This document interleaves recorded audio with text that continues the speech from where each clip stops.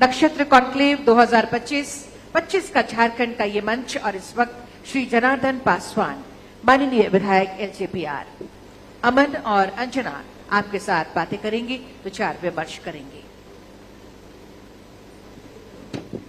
बिल्कुल, चलिए बहुत बहुत धन्यवाद मैम। अब हमारे साथ अब चतरा से विधायक जनार्दन पासवान जी मौजूद हैं और उत्कृष्ट सम्मानित ही हैं। बहुत बहुत धन्यवाद सर आपका।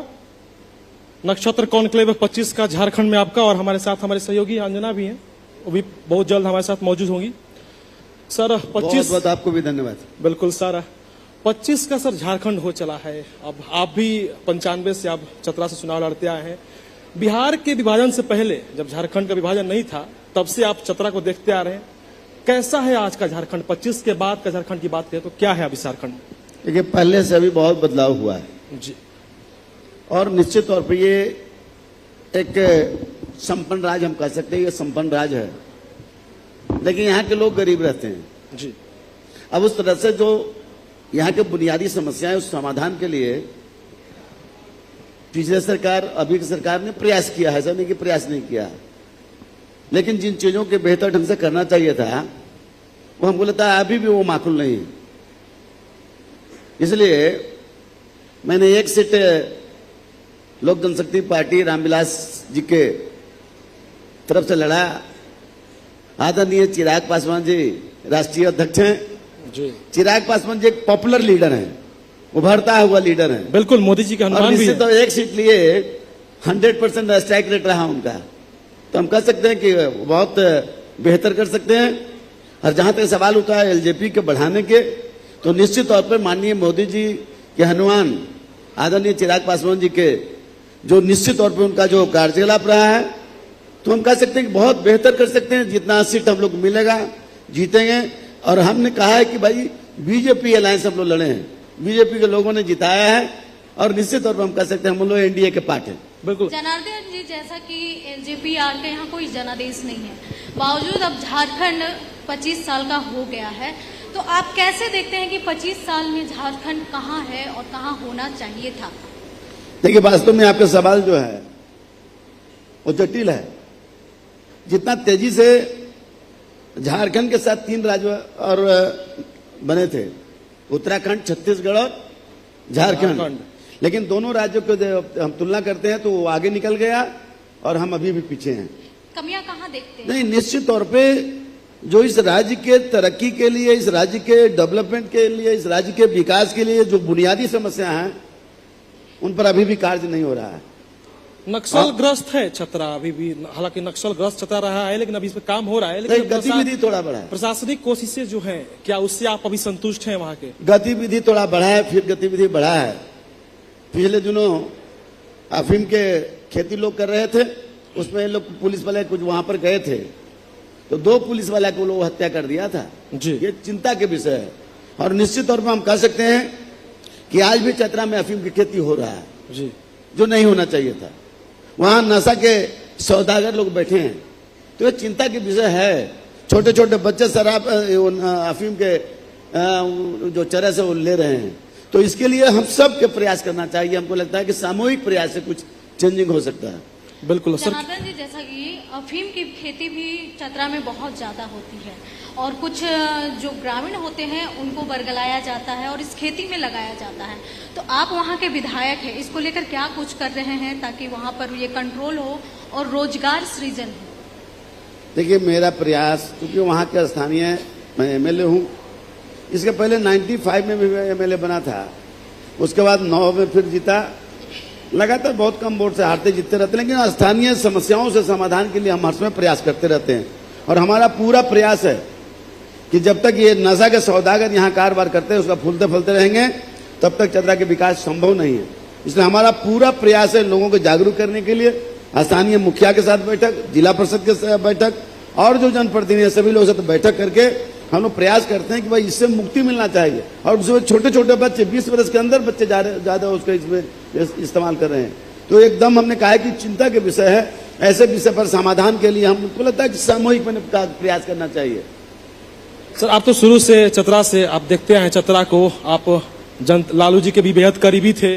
भाजपा के साथ भी आपका सफर रहा, दौड़ लगाया आपने।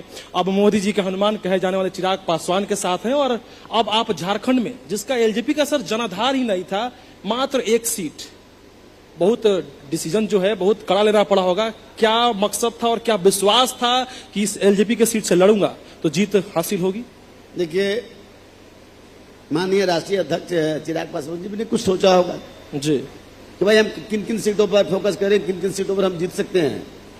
और हम कह सकते हैं कि भारतीय जनता पार्टी के सभी नेता, चाहे प्रदेश को, देश को, या चतरा जिला के हो, चतरा विधानसभा के लोग हो, सब लोग के सामूहिक प्रयास हुआ कि जनार्दन पासवान एक अच्छे मार्जिन से, हमारा चुनाव हेलीकॉप्टर था, हमको ये आपने सही कहा है कि भाई ये तो पहली बार हुआ है कि हेलीकॉप्टर झारखंड में प्रयोग हुआ है, तो हेलीकॉप्टर जीता। हम चिराग पासवान जी का धन्यवाद मैं देता हूं।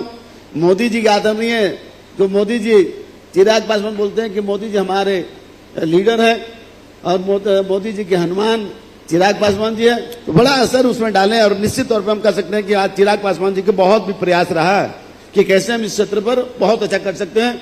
अगर और सीट मिलता तो और सीट हम लोग जीतते, एक सीट मिला, हम एक सीट जीते हैं। लेकिन सर यहाँ पे फिर भी मूल मंत्र क्या था? क्योंकि भाजपा से जो बहुत ही सत्यानंद भोक्ता जी की, उनको भी आपने हराकर एक प्रचंड जीत हासिल किया, लेकिन आप लालू जी के भी करीबी थे। लालू लालटेन का दिया बुझाकर आप हेलीकॉप्टर उड़ा रहे हैं। क्या मेन मकसद रहा होगा और क्या आगे भविष्य है एलजेपी का झारखंड में? क्या देखते हैं एलजेपी को? देखिए, क्योंकि हम लोग एलआई पार्टी है, भारतीय जनता पार्टी जी, और हम कह सकते हैं कि निश्चित तौर पे एलआई होने के नाते भारतीय जनता पार्टी को मैंने पहले ही कहा कि चाहे देश के लीडर हो, गृह मंत्री जी आए थे, माननीय गृह मंत्री जी ने भी प्रचार सिमरिया से चतरा में किया, जनार्दन पासवान को जिताना, हमारा एलआई पार्टी लड़ रहा है, बिल्कुल लोक जनशक्ति रामविलास पासवान जी के। तो निश्चित तौर पे भारतीय जनता पार्टी के सभी नेता, देखिए वास्तव में है कि एलजेपी वहां नहीं था, इस बात को मानना चाहिए था, लेकिन आदरणीय चिराग पासवान जी को मैं धन्यवाद देता हूं कि उन्होंने फैसला किया मैं चतरा एक से लड़ूंगा। पार्टी ने मान लिया, भारतीय जनता पार्टी ने मान लिया, तो ये हम कह सकते हैं कि माननीय चिराग पासवान जी के अथक प्रयास, 75 किलोमीटर रोड शो किए थे वो, और 75 किलोमीटर तक एकदम पूरा रोड एकदम मतलब कहीं खाली नहीं था। तो हम कह सकते हैं कि बहुत बड़ी उपलब्धि। हम भी सोच रहे थे कि हेलीकॉप्टर एकदम इंडिपेंडेंट टाइप के वहां पर हो गया था। 6ठा नंबर में मेरा चुनाव चिन्ह था, 10 हमारे प्रस्तावक थे, तो निश्चित तो थोड़ा टफ लग रहा था, क्योंकि वहां पर जनार्दन पासवान पर्चे की तो मोहताज नहीं है।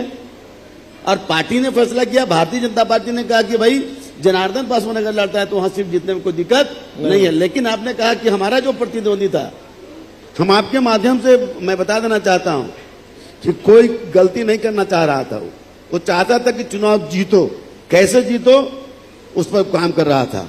आप सोच सकते हैं कि आदमी कहां तक गिर सकता है। आपके माध्यम से बहुत बैठे हैं, बिल्कुल, तो आपके माध्यम से मैं बता देना चाहता हूं कि जब भारत के संविधान ने उसके लिए दरवाजा जब बंद कर दिया, तो नया तरकीब निकाला हो, मैं तो नहीं लड़ सकता, मैं तो आदिवासी बन गया। वो दूसरा निकाला कि मैं शेड्यूल कास्ट लड़की से शादी करके और चुनाव में जीतूंगा। लेकिन जनता जागरूक है, जनता को मैं धन्यवाद देता हूं। चतरा विधानसभा की जनता ने वो फैसला कर लिया था कि वहां पर एलजेपी जनार्दन पासवान जी जीते। लेकिन सर इससे पहले भी आप चुनाव लड़े हैं, चतरा से, बीजेपी से भी लड़े, लालू जी की पार्टी से भी लड़े, एलजेपी से लड़े। सबसे जो बेहतर सफर था, जो दौड़ थी, किस पार्टी के साथ रही आपने? देखिए, भारतीय जनता पार्टी में आने के बाद, भारतीय जनता पार्टी में आने के बाद हमको लगा कि यहाँ अच्छे कार्यकर्ता हैं, वो सभी लीडर के प्रयास रहा। अब देखिए, इसमें राजनीति, क्योंकि हम राजनीति करते हैं, राजनीतिक चीजों को हम बेहतर ढंग से आपके पास भी रख देते हैं और लोग के पास भी रखते हैं, तो हम ये कह सकते हैं कि निश्चित तौर पे हम अपनी बात को जनता तक पहुंचाने में हम सफल रहे। और जिस तरह से वो आरोपी रहे थे, आपको देखे होंगे आप सब लोग, बाउंड्री तड़पते सब लोग देखा है सत्यानंद भोक्ता ने, तो वो सब बड़ा असर किया। मैंने इसी बात को फोकस किया कि देखो सत्यानंद भोक्ता क्या बाउंड्री तड़पते देखा है ना आपने, ऐसा नहीं कि फिर दिए फिर घोटाला में जाएगा, बीच घोटाला में चल जा चुका है। तो इन चीजों पर जो मैंने फोकस किया, उसका लाभ भी हम सबके मिला कि जनार्दन पासवान एक ईमानदार। उनका आरोप भी रहता है आप पे, इस बार चुनाव में भी आरोप था कि आप रंगबाजी करते हैं, गुंडागर्दी करते हैं। देखिए, हमेशा आरोप रहा है, और भी कुछ अन्य आरोप रहे हैं, आप क्या कैसे कहिए? एक प्रमाण कोई दे दे, मैं चुनौती देता हूं कि एक प्रमाण कोई देता है जनार्दन पासवान कहीं असंसदीय भाषा भी इस्तेमाल किया हो। जनार्दन पासवान पढ़ा लिखा आदमी है और जो मेरे साथ चुनाव कोई स्कूल के नहीं पढ़ा है, पता आपको पता होगा कि कहीं डिग्री वो देवघर विद्यापीठ से इंटर है। देवघर विद्यापीठ की डिग्री क्या है वो तो आप सबको मालूम है। तो हम कह सकते हैं कि जनता का फैसला सर्वोपरि होता है, जनता जो निर्णय लेती है उसको तो कोई काट नहीं सकता। जनार्दन जी, लेकिन आप जनता के बीच जब जाते हैं तो आपकी एक छवि जो है एक भावुक नेता के बारे में है कि आप जो जनता का दुख देखते हैं तो आप बहुत भावुक हो जाते हैं। तो ये कैसे कनेक्ट करते हैं और आप इतना इमोशनल हो जाते हैं? सदन में भी अब जब बात को रखते हैं तो एक प्रखंड का बात कहते कहते आप भावुक हो गए थे। देखिए, बात सही है कि मैं एकदम सेंटिमेंटल आदमी हूं, इसमें कहीं कोई डाउट नहीं। राजनीति करने वाले लोग नाटक भी करते हैं, लेकिन मैं सीधे साधे आदमी। आप सब लोग पता लगाइए कि रिकॉर्ड वोट से, हेलीकॉप्टर से मैं जब जीत सकता हूं, जनता की तो बड़ी आशीर्वाद। जनता तो जानती है सब कुछ, जनार्दन पासवान कैसा है और अगला कैसा आदमी है, मेरा जो प्रतिद्वंदी है वो कैसा है, जनार्दन पासवान कैसा है। तो हम कह सकते हैं कि ऐसा नहीं कि बहुत लोकप्रिय जनार्दन पासवान है, लेकिन लोगों ने मुझे उस लायक बनाया। हेलीकॉप्टर से एक सीट से हम लोग चुनाव जीते। लेकिन मैं बोल रहा हूं कि मैं विधानसभा में जब आपको याद करा दिए, चतरा जिला के एक ब्लॉक, इंटीरियर ब्लॉक कुंदा है, कुंदा पंचायत के कुंदे गांव, ककहिया गांव में वन विभाग के अधिकारी, एक डीएफओ, वो गए और जेसीबी लगा के 20 घरों को ध्वस्त कर दिए, 20 ऊपर। और जो आदिवासी लोग बसे हुए हैं वहां पर पिछड़ी जाति के लोग बसे हुए थे, बिना कोई नोटिस, बिना कोई परवाह किए घर को ध्वस्त कर दिया। मैंने उनसे कहा था कि भाई घर तोड़ने के पहले वो लोग घर खाली करने का मौका दीजिए, तो वो एक नहीं सुने। इसी सवाल को मैं जब वहां पर ककहिया गांव में गया तो जो चिल्लाते देखे, लोग को बिलकते देखे, तो हमें भी आंसू आ गए। मैं विधानसभा में जो बोल रहा था, हमें आज भी पीड़ा है। और मैं बहुत, आप लोग के माध्यम से मैं बहुत ऊपर तक जाऊंगा कि आखिर किसने अधिकार दिया। मैं संक्षेप में भी बताना चाहता हूं कि जितने नियम कानून बने हैं इस देश के भलाई के लिए, इस देश के वासियों के लिए, इस देश के लोगों के लिए, चाहे मुखिया का चुनाव हो जनता के न्याय के लिए, जिला परिषद के चुनाव हो जनता के न्याय के लिए, एमपी एमएलए के चुनाव हो जनता के न्याय के लिए, court, supreme court, lower court, high court, सब जो बने हैं ये जनता के न्याय के लिए बने हैं। न्याय के लिए नियमों को भी शिथिल किया जा सकता है। जनार्दन जी, जिस तरीके से जब आप चुनाव लड़ रहे थे तो जो यूथ थे या कहें कि जो बुजुर्ग भी थे, सबने कहा कि जन जन का नेता, घर घर का बेटा आप हैं और इस चुनाव में हेलीकॉप्टर लालटेन को बुझा देगा। आपने बुझा दिया, लेकिन फिर भी जनता को कहीं ना कहीं लगता है चतरा एक पिछड़ा राज्य है, माफ कीजिएगा, चतरा एक पिछड़ा जिला है, वहां पर अभी तक रेलवे की सुविधा नहीं है। तो इसके लिए आप क्या करेंगे ताकि रेलवे कनेक्टिविटी बढ़े? देखिए, हमारे स्थानीय सांसद भी वहां पर जीते हैं, आदरणीय कालीचरण सिंह जी, उन्होंने भी पार्लियामेंट में आवाज उठाए हैं और रेलवे मंत्री भारत सरकार से मिले हैं। हमें पूरा भरोसा है कि हम लोग की जो 5 साल का कार्यकाल, इसमें हम लोग रेलवे निश्चित हो चुके। हमारा भी पार्टी जो एलआई पार्टी है हमारी सरकार केंद्र में है, तो हम लोग मिलजुल के पूरा प्रयास हम लोग करें कि इस बार रेलवे हम लोग चतरा को ला के ही दम लेंगे। आपको इसके साथ ही चतरा बहुत खूबसूरत जगह है, वहाँ बहुत सारे पहाड़ हैं, खूबसूरत मंदिर है, उसका विकास कैसे होगा और जो पर्यटन है वो पर्यटन को बढ़ावा कैसे मिलेगा? देखिए, वहां पर मैं बता दे रहा हूं, ये माँ कौलेश्वरी एक प्रसिद्ध स्थल है, वो तीनों धर्म के संगम स्थली है। वहां पर माँ भद्रकाली वो बहुत प्रसिद्ध है, वो सिद्धपीठ है। तो निश्चित तौर पर हम सब के भी प्रयास रहता है, हम सब मिलकर सामूहिक प्रयास कर रहे हैं कि चतरा जो पिछड़ा हुआ जगह है, पर्यटन स्थल भी बढ़िया हो सकता है, उसको भी हम लोग डेवलप कर सकते हैं। और हम कह सकते हैं कि अभी भी वहां वनों से आच्छादित है, पूरे वन। हम समझते हैं कि 80% वो वन भूमि है, 20% में हम लोग मात्र बसे हुए हैं। तो हम कह सकते हैं कि कैसे चतरा को ठीक किया जा सकता है, हमारा पूरा प्रयास रहेगा। आप देखते होंगे सदन में भी, अभी सदन में 4:30 बजे मैं समय दिया था, मैं 4:30 बजे यहाँ पहुंच गया अपना बात रख के। चतरा कैसे तरक्की करेगा, चतरा विकास कैसे करेगा, इस संदर्भ में लगातार हमारा प्रयास जारी रहता है। सर, आपको नहीं लगता है कि एलजेपी को झारखंड में और भी सीटों से लड़ना चाहिए? देखिए, चूंकि हम Bharatiya Janata party LI party है, हम अपनी औकात, अपनी ताकत को मैं जानता हूं कि हमारा ताकत क्या है। हमारा प्रयास रहेगा कि हम एलजेपी कैसे मजबूत कर सकते हैं, हम गठबंधन को कैसे मजबूत कर सकते हैं, हम भारतीय जनता पार्टी के कैसे मजबूत कर सकते हैं। क्योंकि हम लोग तो एकदम नेचुरल एलआई पार्टी है हम लोग, तो कैसे हम लोग इसको ही करेंगे। हम लोग बैठक भी रख रहे हैं, लगातार बैठकें होती है, फिर 25 तारीख हम लोग बैठक रखे हैं। ये लोक जनशक्ति पार्टी कि कैसे हम लोग बेहतर कर सकते हैं। अभी बिहार में भी चुनाव आ रहा है, अब क्या लगता है वहां पे लालटेन की दिया बुझा सकती है आपकी हेलीकॉप्टर की हवा? हमें एकदम कहीं कोई डाउट नहीं है, बिहार में फिर सरकार एनडीए की सरकार बन रही है, जो हमें जानकारी है। कल माननीय राष्ट्रीय अध्यक्ष चिराग पासवान जी हमारे पार्टी के लीडर आ रहे हैं गया में, और कुछ सीनियर लीडर के हम लोग अभी वहीं गया, हम निकल रहे हैं, सीधा यहाँ से गया निकल रहे हैं। तो हम कह सकते हैं कि हम लोग बहुत जो लीडर अच्छे लीडर हम ज्वाइन करा करके और निश्चित तौर पर हम लोग भी अच्छा प्रदर्शन करेंगे इस बार। लेकिन बिहार की जो सियासत देख रहे हैं अलग ही दिख रही है। कन्हैया कुमार एंट्री कर चुके हैं, अब कांग्रेस भी बी पार्टी अगर लड़ती है, टीम ए बन के लड़ती है, तो आपके लिए दिक्कत हो सकता है। तेजस्वी भी अपनी आंधी लेके चल रहे हैं, कितना चुनौती देख रहे हैं अपने आप में? देख लिए, यहाँ तेजस्वी जी के सवाल है, ये जो राजनीति करते हैं, जो राजनीतिक करते हैं वो अपने हिसाब से चलते हैं जी। लेकिन आदरणीय सम्मानीय हमारे पार्टी के राष्ट्रीय अध्यक्ष चिराग पासवान भी कम लोकप्रिय नहीं है। 5 सीट लोकसभा पर लड़े, 5 सीट जीते, 1 सीट हम यहाँ पर झारखंड में लड़े, जीते।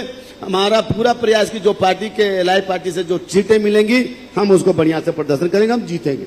अच्छा सर, बिहार के चुनाव में प्रशांत कुमार की भी एंट्री हो रही है, तो इसको कैसे आप देख रहे हैं? देखिए, प्रशांत जी का लगातार उनका प्रयोग होते रहता है, चाहे पश्चिम बंगाल हो, केरल हो, कर्नाटका हो, बिहार हो, दिल्ली हो, वो अपना प्रयोग करने में कहाँ जा रहा है, वो अपने करें।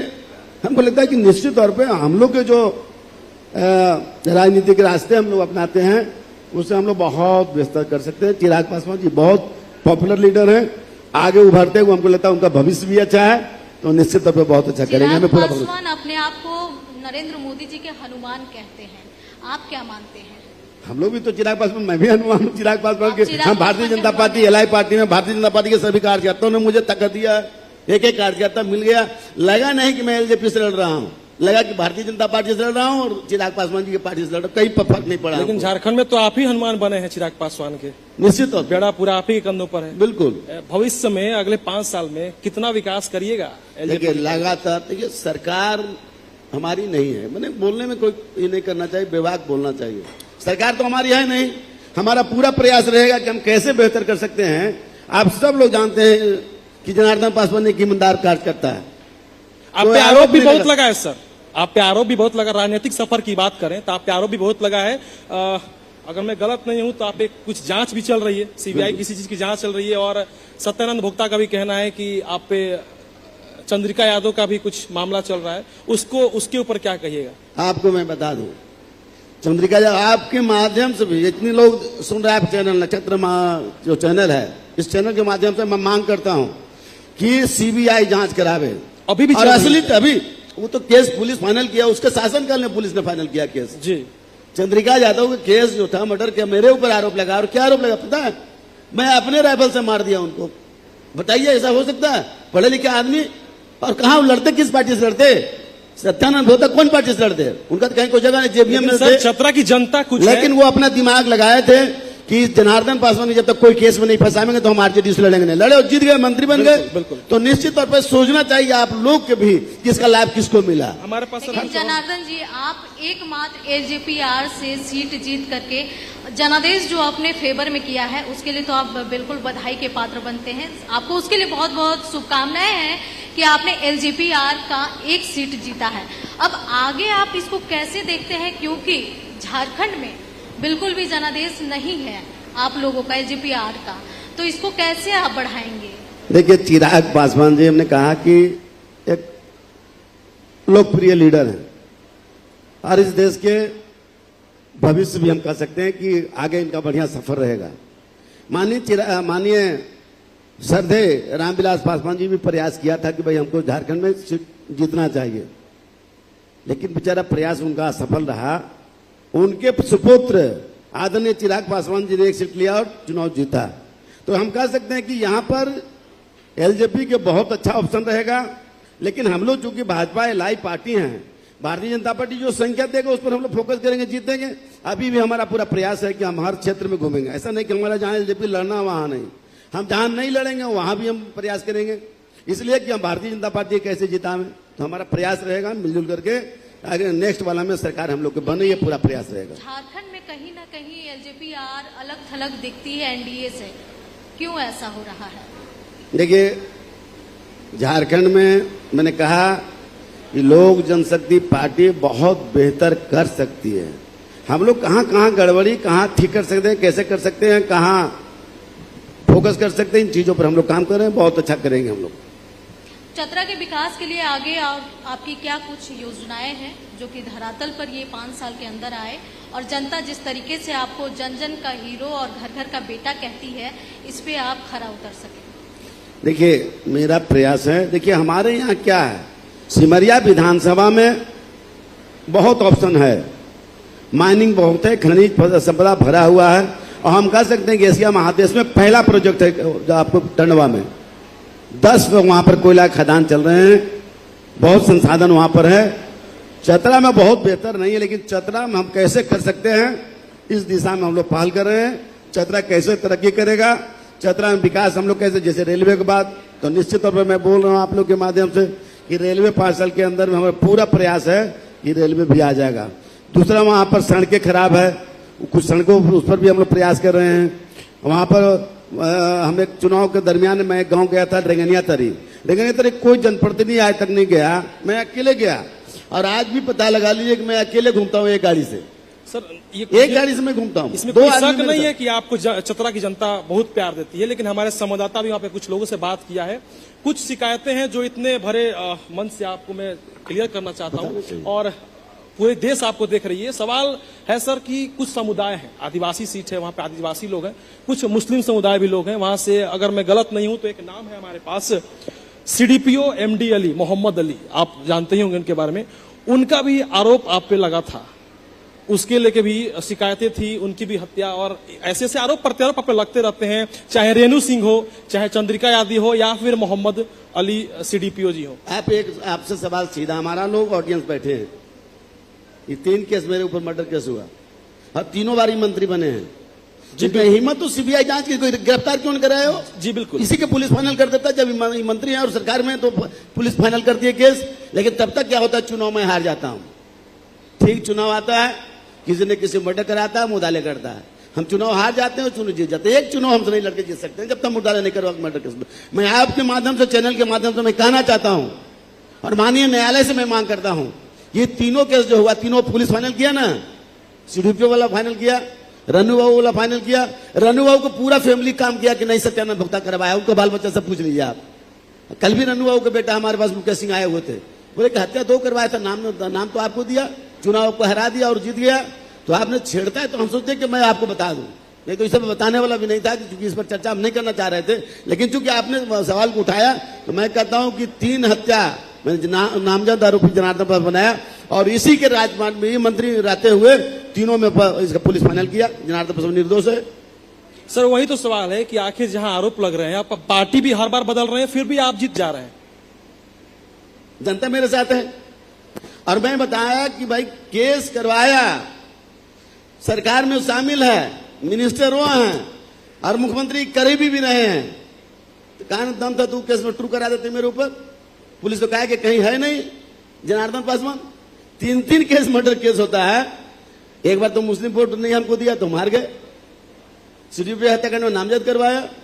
जब पुलिस तहकीकात करती है तो समय निकल जाता है, हम चुनाव हार जाते हैं। तो आप सबके माध्यम से मैं मांग करता हूं कि एकाध कम से कम चंद्रिका यादव वाला हत्या में सीबीआई जांच करवा दीजिए ना, पता चल जाए कि सत्यानंद भोक्ता है शामिल की नहीं है। पूरा डायरी रंगा हुआ उसके खिलाफ में, पूरा डायरी भरा हुआ, सत्यानंद भोक्ता ने 4 लाख रुपया दिया, उसका भाई राजेंद्र यादव पैसा दिया है और वो पूरा रंगा हुआ डायरी। लेकिन चूंकि सरकार में शामिल हो, गिरफ्तारी नहीं हो उसका जिस दिन गिरफ्तारी हो जाएगा तब हम तो मांग करते हैं सीबीआई जांच करे। तो क्या ये सोची साजी षड्यंत्र है आपके खिलाफ? निश्चित तौर पर। कौन है? निश्चित सत्यानंद भोक्ता। इस घटना में, तीनों घटना में मैं मांग करता हूं आपके माध्यम से, और मैं न्यायपालिका पर पूरा भरोसा हमको है, मैं मांग करता हूं जांच करे, पता चल जाए कि असली कातिल कौन है। चलिए, बिल्कुल सर।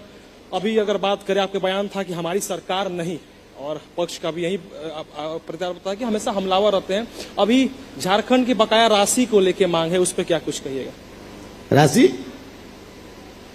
नहीं सर, झारखंड को जो लेके बकाया राशि जो है 1,36,000 करोड़ जो राशि है, राज्य सरकार बोल रही है कि हमारी बकाया राशि है, उसको केंद्र सरकार नहीं दे रही। और जब केंद्र सरकार के पास जाया गया, पूछा गया, वो कहते हैं कि कोई बकाया राशि नहीं है। मैं आप लोग से सीधा बता दूं, ये राजनीति कर रहे हैं लोग। भाई भारत सरकार के पास पैसा अगर बाकी है तो हम लोग भी बेदम खड़ा हो जाएंगे, भारत सरकार से पैसा लेके हम लोग रहेंगे। पैसा तो कंपनियों के पास है, अब एनटीपीसी के पास पैसा है। अगर पैसा बता रहे थे 60,000 करोड़ की 60,000, अब एक छत्तीस बोलते बोले इंटरेस्ट, कभी इंटरेस्ट मिला है आज तक? सब सूद जोड़ते हैं। हमारा कहना है कि आप 5 लाख करोड़ मांगिए भाई, हम आपके साथ खड़े नहीं होंगे तब ना। इस राज्य के भलाई कैसे हो, इस राज्य की तरक्की कैसे हो, हम खड़ा हो जाएंगे। लेकिन ये लोग भी राजनीति कर रहे हैं, तो राजनीति करने वाला तो अपना हिसाब से वो आंकड़ा पेश करते हैं। हम कह सकते हैं कि जो आंकड़े लोग बता रहे हैं वो सही आंकड़ा नहीं है। ये 5 लाख करोड़ के, हम लोग 5 लाख करोड़ के बकाया है। तो देखिए, अब जमीन का मामला है, लीज का मामला है, बालू खनन का मामला भी चल रहा है, सब फाइन भी लगा है 86 करोड़ का अवैध खनन का। हाँ बिल्कुल, बहुत तरह के मामले हैं। तो भाई जिन पर फाइन लगा उन कंपनियां ना दोषी है, जिन लोगों ने पैसा नहीं, जिन डिपार्टमेंट नहीं दे रहे हैं, जिन विभाग नहीं दे रहा, तो विभाग में दोषी। उसमें सरकार कहाँ है, भारत सरकार उसमें इन्वॉल्व। हम बोले कि आप खड़ा होइए, हम भी खड़ा हो जाएंगे। और भारतीय जनता पार्टी में तो सभी लोगों ने कहा, आदरणीय बाबूलाल मरांडी जी ने कहा कि भाई आप रखिए प्रस्ताव, चलेंगे हम लोग सब मिलकर, देश के प्राइम मिनिस्टर से मिलेंगे, गृह मंत्री जी से मिलेंगे। तो निश्चित तौर पर राजनीति करने वाला करते हैं, लेकिन तथ्यों के साथ करना चाहिए, हमारा ये कहना है। लेकिन सरकार तो बोल रही है कि विपक्ष को इसमें उनकी सहायता करनी चाहिए, तो आप हम लोग कैसे कर रहे हैं। सहायता करेंगे? हम लोग सहायता कर रहे हैं तो खड़ा को बोलते हैं कि आप रखिए सब तथ्य। आप भारत, आप डीवीसी के पास बकाया है, तो डीवीसी से पैसा इनको बात करना चाहिए। ट्रिब्यूनल है, वो जाए, कोर्ट है, हाई कोर्ट जाए, सुप्रीम कोर्ट जाए, हम लोग इनके साथ हैं। लेकिन ये सीधा सीधी बोलते हैं कि नहीं, भारतीय जनता पार्टी और देश के प्राइम मिनिस्टर नरेंद्र मोदी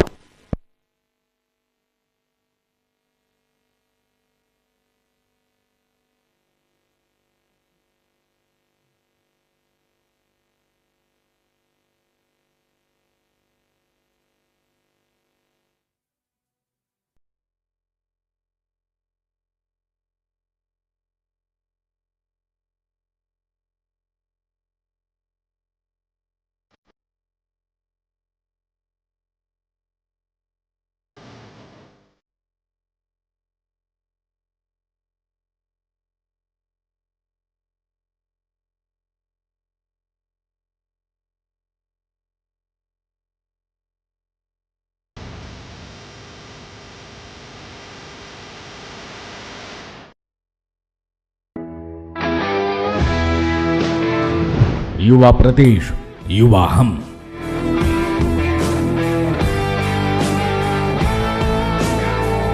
प्रगति की ओर बढ़े कदम। युवा झारखंड के सपनों की उड़ान, जमीन पर कदम, नजरों में आसमान। प्रदेश के विकास की तमाम संभावनाएं, मजबूत इरादे और बेहतर योजनाएं। एक मंच पर जुटेंगे प्रदेश के दिग्गज नेता। राज्य के भविष्य की स्पष्ट होगी रूपरेखा। नक्षत्र न्यूज कॉन्क्लेव 25 का झारखंड, देखिए 22 मार्च सुबह 11 बजे से दिन भर, सिर्फ बात करें मैया समान राशि की अगर बात करें तो अबुआ सरकार भी देख रहे हैं, चाहिए कम दे रहे हैं, लेकिन विपक्ष का हमला है कि बाकी 18 लाख महिलाएं कहाँ गई, इस पे क्या कुछ कहिएगा? आप बताइए, हम आपसे सवाल, आपका सीधा सवाल मेरे है। बिल्कुल सही बात है। मैया सामान जब ये नोटिफिकेशन कर रहे थे, अधिसूचना जारी कर रहे थे, तो उन्होंने बोला था कि सभी मैया के हम मैया सामान देंगे। लेकिन आपको कहने में हमको कहीं कोई ये नहीं है।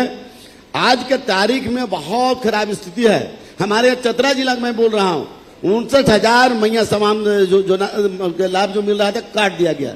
धरना प्रदर्शन सभी ब्लॉक, सभी जगह पर धरना हो रहा है।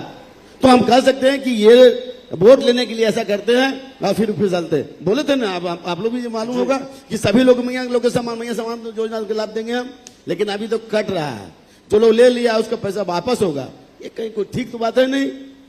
अभी रोड पर है धरना, अभी तो हम बोले कि अभी यहाँ पर जमुआ में धरना, जमुआ ब्लॉक में धरना पर लोग बैठे हुए हैं। सभी ब्लॉक में लोग खाता लेके खोज रहा है कि हमारा पैसा आया कि नहीं आया। तो पूरा माहौल खराब हो रहा है। आप आसानी से घोषणा कर दीजिए, अगर लागू नहीं करते तो इसका परिणाम तो झेलना पड़ेगा, आपको भुगतना तो आपको पड़ेगा। आपने इनाम पर लिया था मैया सामान, अबुआ आवाज जितना बन गया बंद हो गया है। मैं आपके चैनल के माध्यम से बोल रहा हूँ।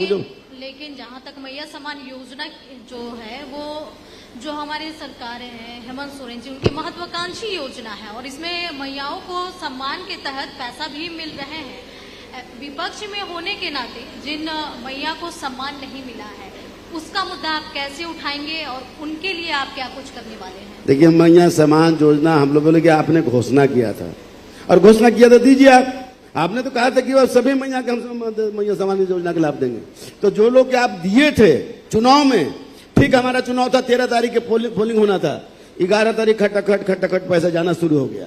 तो निश्चित तौर पर नुकसान, इसका लाभ हम लोग को नुकसान हुआ, उनका लाभ लेना उनका लाभ मिला है। तो हम कहते हैं जिन लोगों को कम से कम दे दिए उसको तो कम से कम नहीं काटिए। हमारे यहाँ बोले कि चतरा जिला में 59,000 महिलाओं के मैया समान योजना के लाभ से वंचित कर दिया गया, काट दिया गया। तो कहीं सूचित नहीं ना है। झूठ बोलना, वोट ले लीजिए फिर उसके बाद बदल जाइए। तो ये इस बार की जीत में कितना बड़ा फैक्टर रहा? बहुत बड़ा फैक्टर रहा है, और फैक्टर इसका लाभ ले लिए, और उसका अगर नहीं दिया तो फिर परेशानी में पड़ेंगे, इनका भुगतना पड़ेगा। क्या आपने कहा था कि सभी महिला लोगों के मैया समान योजना से लाभ देंगे? तो जो लोग दिए थे उससे वसूली करे की बात हो गया है, अब फिर बंद कर दिया। मैंने कहा चतरा जिला छोटा जिला है, और छोटा जिला में 59,000 महिलाओं के आपने मैया समान योजना से काट दिया, वंचित कर दिया। तो उस पर तो रोड पर जाएगा, धरना प्रदर्शन आंदोलन भी लोग करेंगे। देख लीजिए क्या स्थिति होने वाला है। आप वहां का नेतृत्व कर रहे हैं, आपकी जो प्राथमिकता थी वो अभी तक पूर्ण हुई या नहीं, या अगर नहीं हमारा तो कोशिश क्या है? मेरा प्रयास है चतरा जिला कैसे तरक्की करे। हमने कहा कि मां भद्रकाली के जो एकदम सिद्ध पीठ स्थल है, वहां भी तीनों धर्मों का संगम स्थल है, बहुत प्रसिद्ध जगह है। कैसे वो डेवलप करेगा, उस पर हमारा ही काम है। माता कोलेश्वरी के आप जानते हैं, माँ कोलेश्वरी जो हंटरगंज में स्थित है, महादेव मठ कुंदा में है। तो हमारा पूरा प्रयास रहेगा कि पर्यटन स्थल से हम कैसे इसको जोड़ सकते हैं, कैसे इसको हम डेवलप करा सकते हैं। सड़कें जहां नहीं बना है, बेरोजगारी चरम सीमा पर है। बेरोजगार लोगों का बोले हेमंत जी बोले थे कि भाई हम बेरोजगार जो है पढ़ा लिखा है, MA पास, तो उसको 7,000 और 5,000 देंगे। इसको जो BA पास है किसी को मिल रहा है? झूठ बोलना आप भी बंद कीजिए। झूठ बोलिएगा ठीक नहीं है, बाद में परेशानी में पड़िएगा। कृषि और वनोपज जो है चतरा की पहचान रही है, इसको आप कैसे रोजगार परक और बना सकते हैं? देखिए, मैंने लगातार करते रहता है, क्षेत्र में भी और विधानसभा में भी बोलते रहता हूं कि भाई हमारा जो चतरा जो है वो कृषि पर आधारित है, और वहां पर जब तक हम सिंचाई के प्रबंध नहीं करेंगे, झारखंड के जमीन उखड़ खाबड़ जमीन है, पानी हुआ, बारिश हुआ और पानी बह गया, जब तक हम इसको बड़ा बड़ा कच्चा बांध नहीं बनावेंगे तब तक नहीं। कहते पानी के लेयर नीचे जा रहा है, तो भाई आपका लेयर तो जाएगा नीचे, आपने ऐसा कोई प्रबंध नहीं कर रहे हैं। तो जब तक कच्चा बांध बना के पानी के स्टोरेज नहीं कीजिएगा तब तक भविष्य इसका अच्छा नहीं रहेगा। सिंचाई जो जमीन हम नहीं बना सकते हैं। दूसरा, उसमें हमने कहा है कि सबसे पहले जब राज्य का गठन हुआ था तो आपको याद होगा कि आदरणीय जो हमारा नेता प्रतिपक्ष है बाबूलाल मरांडी जी मुख्यमंत्री थे, वहां पर एक कोदाई बांध के निर्माण करवाए थे। पहली बारिश में वो बांध टूट गया था। उसके बाद राज्य के इंजीनियरों ने बैठक किया, कमीशन तो फिक्स है, जेई के कितना मिलता है, एई के कितना मिलता है, एग्जीक्यूटिव के कितना मिलता है, ऊपर कितना जाता है, सबका कमीशन फिक्स है। तय किया कि नहीं कच्चा बांध बनाओगे तो जेल जाना तय, हथकड़ी लगना जरूरी है, इसलिए सब पक्का बांध बनाओ, चेकडैम बनाओ। पक्का चेकडैम बन रहा है, पानी नहीं रहेगा। इसलिए हमारा अभी भी आप सबके माध्यम से कहना है कि जब तक कच्चा बांध बंद करके, जितने कच्चा बांध, आप सब लोग क्षेत्र कहीं से कहीं जुड़े हैं, घूमते रहते हैं आप लोग, जितना देखिए कच्चा बांध 77 में बना, 66 में बना, कच्चा बांध बना, छोटा छोटा बांध बना, पानी उसमें देखिए स्टोरेज है। पक्का चेकडैम एक में भी पानी नहीं मिलेगा आपको। तो जब तक कच्चा बांध नहीं बनाया जाएगा, पानी का स्टोरेज नहीं किया जाएगा, तब तक झारखंड की तरक्की होने वाला, किसान की भलाई होने वाला नहीं। तो आप वहाँ के विधायक हैं, आप इसके लिए क्या कर रहे हैं? पूरा हमारा पूरा प्रयास, देखिए हम लोग जो शादी जो संसाधन है उसमें हमारा पूरा प्रयास रहेगा कि हम कच्चा बांध कैसे बनावे, गांव में छोटे छोटे ढोड़ा नदी बांध करके हम उसको भलाई कैसे ठीक करवावे, तो हमारा पूरा प्रयास रहेगा। चलिए जनार्दन जी, आपने बहुत बेबाकी से अपना बात रखा। नक्षत्र कॉन्क्लेव 25 का झारखंड में आप यहाँ आए, अपनी कीमती समय निकाल करके, आपका बहुत बहुत शुक्रिया।